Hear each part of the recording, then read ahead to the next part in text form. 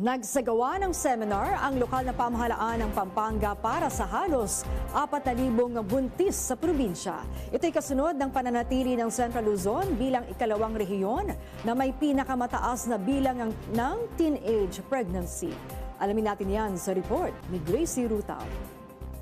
Hindi nila dapat gawin, hindi nila dapat ikman. Nananatiling ikalawang rehiyon sa bansa ang Central Luzon sa may pinakamataas na kaso ng teenage pregnancy sa mga kabataang edad 10 hanggang 19 ayon sa Commission on Population and Development Region 3. Bagamat bumaba ang kabuang bilang ng kaso noong 2023 mula 17,107 noong 2022 ay naging 15,442, nananatiling mataas ang bilang sa rehiyon.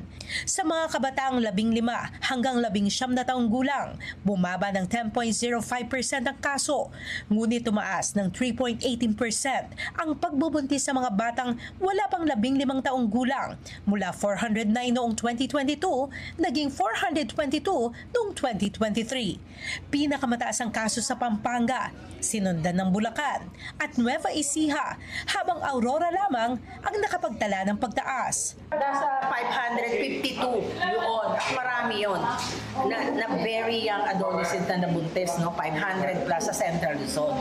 So, malaking numero yun kasi ang isang very young pregnancy is alarming. Kasi itong batang to dapat nag-aaral.